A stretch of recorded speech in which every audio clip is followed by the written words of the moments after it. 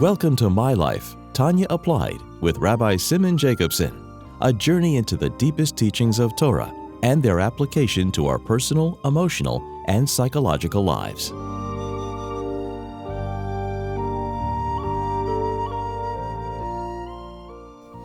A good tevach, a good week. We continue our journey in the life-changing Sefer HaTanya. This program is made possible by Rena Lights LLC and is dedicated in honor and memory of Rabbi Yosef Halevi Weinberg Olav HaSholem, Rabbi Moshe Pinchas HaKoyen Katz Olav HaSholem, and Rabbi Yael Khan HaKoyen Khan Olav HaSholem. It's also in Schus HaMerit of Rabbi Zev Yecheskel HaKoyen and Risha Katz Le'edich Yomim V'Shanim Tevis for many long, healthy years. So we are in the middle of chapter 20, Perek Chof, explaining the concept of divine unity, non-duality, that all of existence is really all divine energy. And all of it is completely nullified in the presence of the divine source. Why is this so important to explain? Because the Alter Rebbe is coming to explain how Kol HaTeira Kula, all the mitzvahs, are encompassed in Anochi and La'yir Lecha. So it's not just that there's one mitzvah called God's unity, and not avodah zarah, not anything that God forbid, a duality, any false god, but that everything, all Torah mitzvahs, is all about revealing that divine unity within existence, that awareness. So when a person knows that and is aware of that, that's when Korav Elecha Dover made. So how did the Alter Rebbe explain it? He said, I'll begin with an introduction to briefly explain the divine unity, that the divine unity is such that is not in any way affected by creation. And how is that possible? The fact is God created the world and it's not an illusion. So he explained because creation is completely, in the words of the Alter Rebbe, kula kamei kala choshev u'ka'ayin ve'efes mamash. Because the Yisavas Kol HaElemis, everything is nullified, because everything of the creation and its continuing sustenance is all only due to the Dvar Hashem v'ruach piv v'yisparach hamalubish behem, the word of God that creates it and sustains it. And then he goes, because we're using Dvar Hashem and ruach piv, so he gives the example, ulamoshel, b'nefesh ha'adam, when a person speaks, even by a person, one word, dibur echad, dibur zelavade, dibur echad, k'shemidaber dibur echad, dibur zelavade, this one speech, kolom mamish afil legabe klolos nafshe hamidaberes. Even compared to his power of speech, it's completely kala. One word. Why? Because speech, like he said, sheyochel ledaber diburim le'ein kes v'tachlis. There's no limit to speech, so the power of speech is endless. So compared to that, what's one speech? What's one word? Compared to infinite amount of words. The only reason it's not infinite is because a human being is not infinite. But conceptually, what's one word compared to the power of infinite words? Take an example. What is one drop of water in comparison to the entire Pacific Ocean? Does it add? Does it subtract? It's so insignificant that you don't even notice it. However, even there, we understand that we may not notice a difference, but the fact of the matter is the Pacific Ocean ultimately is finite. But Ilyatsur, imagine the Pacific Ocean was not finite, it was infinite. What would one drop? Even Pacific Ocean as it is right now, and I'm only using the Pacific Ocean because it's the largest ocean, but the Atlantic Ocean is the same idea. But if it was actually infinite, hypothetically, what would one drop of water be? And we're talking about a drop of water compared to a body of water. They have something in common. They're both called water. And it's also completely nullified. So since it's nullified, that's why it makes no change. It doesn't add or subtract anything. Again, we're talking here, it's a hypothetical infinite C. Like in this case, the diburim ein ketz v'tachlis. Then he goes and it goes even further than that. That's l'gabe koyach hamedaber. Like he says, koyach hadibur shalo. Klolos nafshe hamedaberes. But kolshken, how much more so l'gabe b'chinas levush ha'pnimi shalo. The levush pnimi, which is what? Machshove, shua machshove. So what is one word compared to the infinite amount of words a person can speak? Completely nullified. How much more so l'gabe thought? Which is shemamenu nimshachah diburim v'hi chayusam. From where all the words and the sustenance of speech originates from thought, and the thought is what gives it life.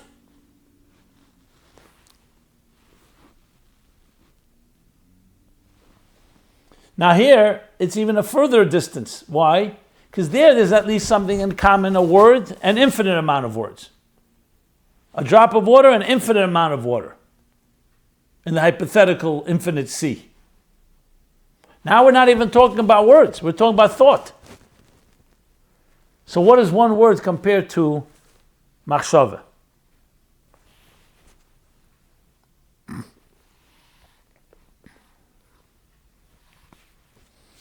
The Alter Rebbe doesn't stop here. Because he wants to give us a full, as much as possible, understanding of how the divine is so beyond and so not affected by existence. That's not just about one word compared to infinite amount of words. That alone is enough to explain it. Or one word compared to thought. But he goes further, ve'ein tzarich leimer legabe mehuz va'atzmus hanefesh. A third infinite distance. And this is not just three examples of finite compared to infinite. As I said, the first one is dibur, one word compared to all the words. So it's all in the world of words. But the Eibishter is beyond a power of words as well. So it's even compared to the Eibishter's thought, even more so.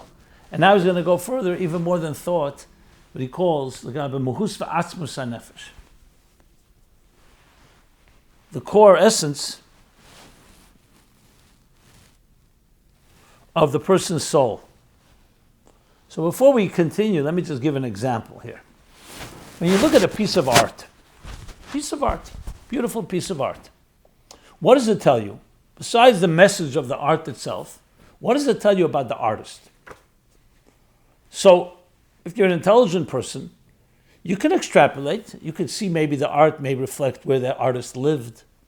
You can may reflect the artist's sentiments, happiness, sadness.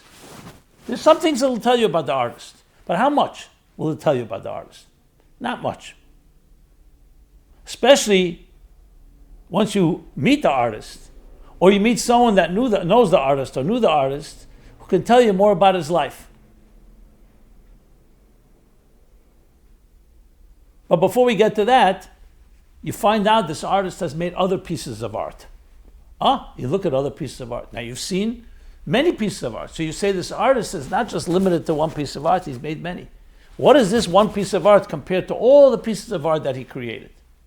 And hypothetically, let's say there's infinite amount of art that he created. You'd say, this one piece of art, as beautiful as it is, what is it compared to all the infinite different pieces? It's one of many. If he hadn't made it, it wouldn't diminish his ability to make art, because there's so many others. But they're all in the world of art. It doesn't tell you about the artist's personality. Then you meet someone that knows the artist, or knew the artist. Or even furthermore, you meet the artist yourself. Suddenly you realize the artist is also in an area he's not even an artist. He's a father. He's a teacher. He has other skills. He has a whole personality. And all that was not seen in the art. So what's the distance between the art compared to all the pieces of art? At least they have something in common. It's all art. But what about compared to the personality of the artist that's not even as an artist?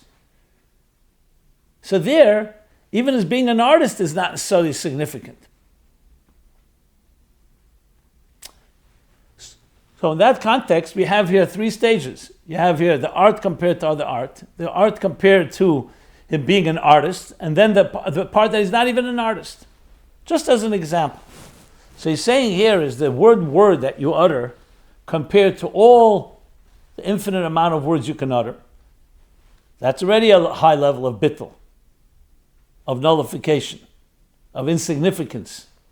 Remember, insignificance here is not about, it's not annihilation. We're not talking about to be negative.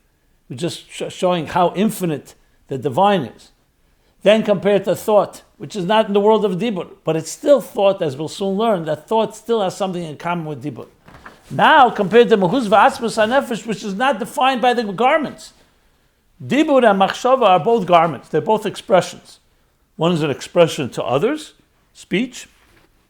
One is an expression to yourself, thought.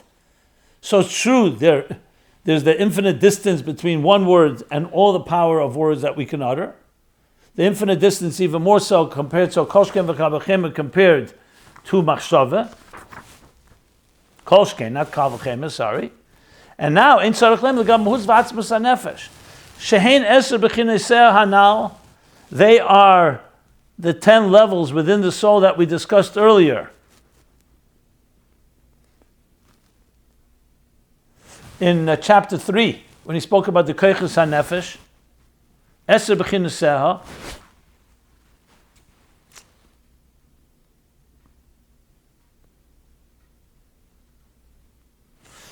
that what are they? Chochmah, Chabad, Chulu, Chochmah bin Adas, and the Chesed Gvura Teferes, Netzach Yisod Malchus. Shemehen nimshechu esis machshava zu, hameluboshes b'dibur zeh kishemedaber. Where does thought come from? Remember, the garments are just forms of expression. What are they expressing? They're expressing our faculties. The faculties precede the garments. Like we explained back then, garments you put on, but they're not part of the very body. But the garments have to be garments of something. What are you thinking about? What your mind is conceiving. What your bina, chochmah, is conceiving. What your bina is comprehending. What are you speaking about? Also what comes from the koiches, hanefesh.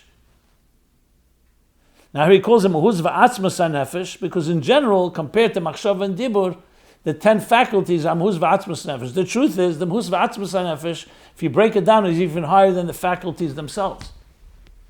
That he doesn't describe explicitly, but you could say it's also hinted to in mahuz v'atzmus hanefesh.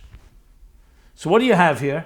Now we're not even talking about expression, not even the expression of thought, but just talking the faculties. You're born with faculties. What's one word that you utter compared to all your faculties, to the core of your soul? So that's a completely new level of bittul. And that's where the oisies, the letters of thought, that are manifest in the letters of speech that he's speaking. So we have here that one word compared to all your words, which comes from the thought, which comes from the the 10 faculties, you can understand how far and distant that is. What value, what significance does one word have? So we have here 3 levels of bittul. One word compared to infinite amount of words that we can utter. One word compared to the power of thought, which is the source of dibur, even higher. And then one word compared to the 10 faculties.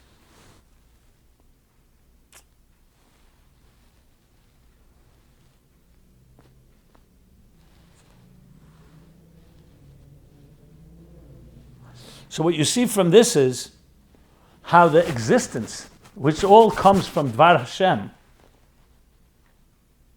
that's its personality. Its very essence is the breath, is the speech and breath of God. So what is existence in comparison to God? So it just shows us how God's all-pervasive unity and reality encompasses everything. And existence doesn't have any value of its own. The only value it has is God created it.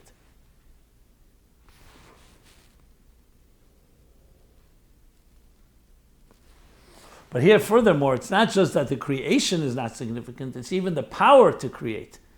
The words that God uses to create is insignificant compared to all his words, compared to all his thought, and compared to Mahuz Va'atzmus that is even higher than the thought of God in creating the world. Like I said, the art, in context of the essence of the artist, what's the connection? It comes from the artist, but it's the insignificance of it. So the artist, the unity of the divine is what's all pervasive here.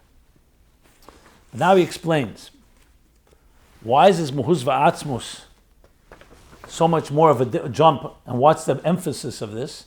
What's wrong with just saying Dibur and Machshava? So the Alter Rebbe now explains, Ki HaMachshava hi gam kein b'chinas eisis k'may Dibur. So even though that one word is so infinitely distant from all words, and even more, how much more so from thought, but there's still something in common between Machshava and Dibur. And what is that? Because also thought, hi gam kein b'chinas eisis k'may Dibur. They also consist of letters, like the garment of speech. It's only in speech they're tangible words and letters. In thought, they're more abstract, but they're still, we think in words and letters. Rak shein ruchni is v'dakas seser. Only in thought, they're more intangible and subtle, but they're still letters. Now you may say, 1 second, when I think, I don't think in words. You do, because ideas have to have some type of definition. It's sometimes that you, in Machshava itself, the Dibur Sheba Machshava, you actually can think, like when a person is, let's say, preparing to give a talk, a speech, so they may be thinking in their mind the words they're going to say. That's already the Dibur Sheba Machshava. But even Machshava itself, even if you're not thinking how you're going to speak it, thought itself has parameters. I'm thinking 2 + 2 = 4. So I may not be thinking in the words 2 + 2 = 4, but it's a concept that has definitions, and that's Oisius. But the Ruchnis v'dakus yeser. So therefore there's something in common. Even though the infinite and finite is infinitely distant, but there's something in common because they're still letters. They're still words. So you can't say, like we said before about the water. 1 drop of water compared to infinite sea, yes, is completely insignificant, but it's still both of them the water. Both of them are water. You could say what it's lacking is that it's not infinite. But you can't say that the drop of water is not considered valuable because the very sea is all about water. It's just an infinite sea. So now he's saying with thought it's even furthermore. They're not even in the same category. It's not like water and a sea. It's not like one word compared to many words. It's a word compared to thought, which is a whole different dimension than speech. But it still has subtly words and letters. And that's where there's something still in common. So then he brings Aval Eser B'chinas Chabad, but the 10 levels of Chabad, what he called before, Mahuz Va'atzmus HaNefesh, the core of the soul. The powers, the 10 faculties, the 10 powers of Chochmah, Bina, and Das Chulu. Hein Sheirish Mokar HaMachshava. They are the root and source of thought. And they do not yet have an emergence of letters. Even though it says in some places that there's Esis Benefesh, but they're not in any shape and form that we can talk about the definitions. They're just rooted there.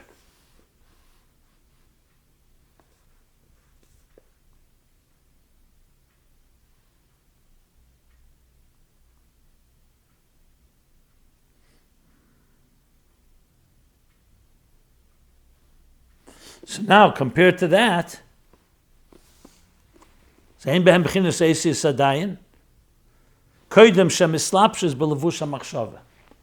prior, before, those faculties manifest and take expression in the garment of thought. So though, let's say we have a thought that you love somebody, and you're thinking affectionate thoughts about someone. It's coming from chesed of the faculties. That's where love originates from. It's now manifest in thought. The thought is now giving it some definition. There's Asius. The chesed, the love in the heart, before you're thinking about it, Doesn't have any definition. Then from thought it comes into speech. It gets even more definition, more tangible. So what form and shape does it have when it's still in the nefesh before it manifested in machshava? So he gives now a l'moshel.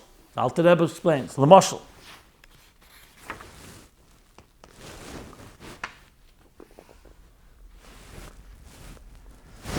This is now the moshel. This will go carry us till the end of the chapter. For example, when a feeling of love or desire falls into your heart, a person has in their heart a feeling of love and desire. Before it rises from the heart to the brain to be contemplated upon. No, it's just a feeling. It's not something you're yet developing into anything in the mind, into any thought. It doesn't have any tangible component letters at that point. Rachefetz poshet is just a plain shapeless desire. V'chasheka belev, and fervor in the heart. Eladovara hu hanechmed etzle, for the thing that the person craves. Just a raw emotion. The question is whether you're even conscious of it in a way without machshava. So as soon as you're conscious, it's already taking on some shape. But the Alter Rebbe is clearly saying that we're talking about before it's arisen in the mind. Like he said before, Kodim shemislapshes b'levush hamachshava.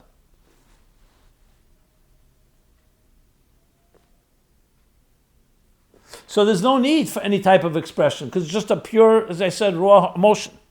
And certainly that there was no words, no letters prior to the desire and craving for that thing falling into your heart, into the person's heart. Here we're talking about he already has a desire in the heart, but it's not yet in any way taken on any conscious thought. For sure, before. So now you see here, we're talking here the koiches, we're talking about where the koiches are coming from. We're talking about before there is an active chesed, an active feeling of love. So you see now in the, what he called before,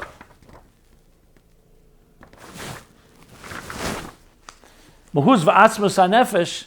So now we see there's that self two levels.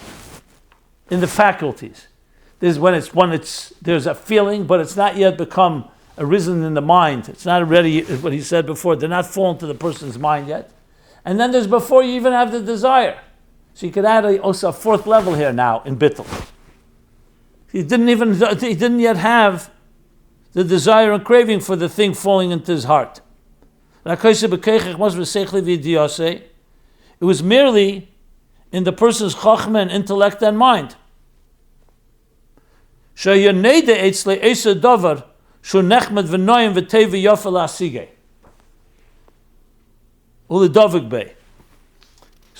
it in your faculties. It's not yet awakened an emotion inside you.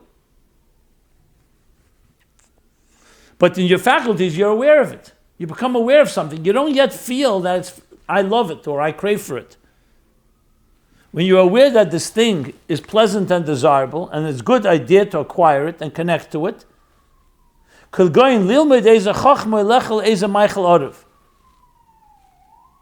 example, learning a particular topic, or eating a particular delicacy.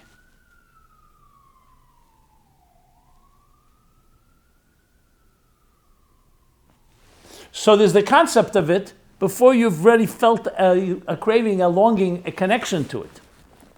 So you see here in the Keiches HaNefesh itself, not only has it not come to machshava, it's not even come into our emotion in the heart. It's still in Chabad, what he calls.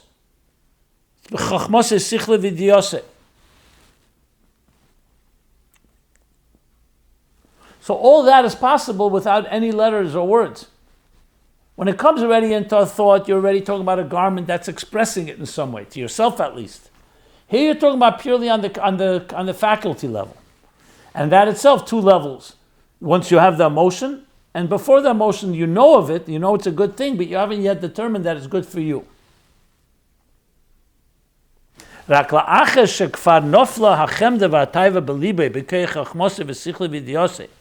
only after that this yearning and longing is felt in the heart, what he calls nofla hachemda. It falls into the heart, it emerges in the heart. Fueled. And what is that fueled? Where is it generated by? By the chacham, intellect and mind that appreciated and saw it. In other words, you can't love something until you recognize it exists. So you see it exists. At this point, it's all more cognitive. That cognitive leads that your emotions are waken up. So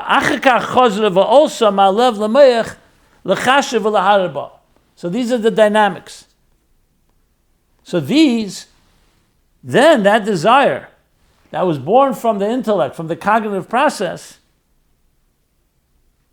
then in turn, subsequently ascended from the heart to the brain to be pondered and contemplated upon. How to actualize the desire from potential to actual. Lahasig hamaychel how to actually get hold of that food that now your heart's desiring based on your cognitive awareness, or acquire that knowledge that you are now appreciating. It's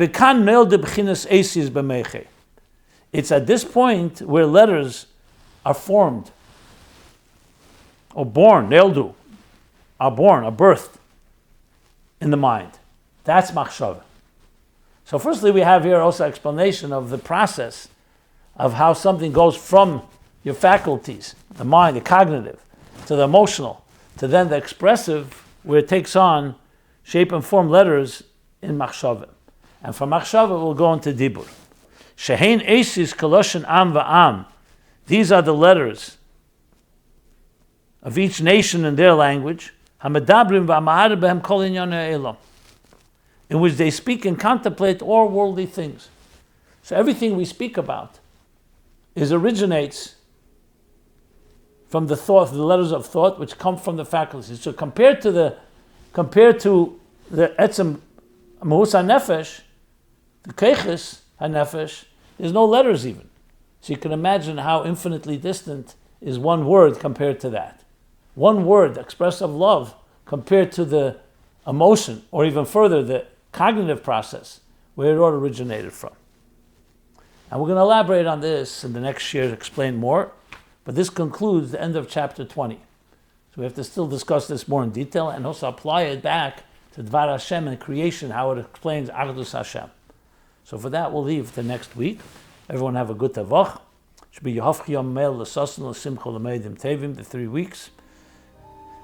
TanyaApplied.com is where you can find this and all the previous programs. Kol Tuv. This has been My Life, Tanya Applied with Rabbi Simon Jacobson. Please join us again next week. Visit ChasidusApplied.com for archived classes and more resources.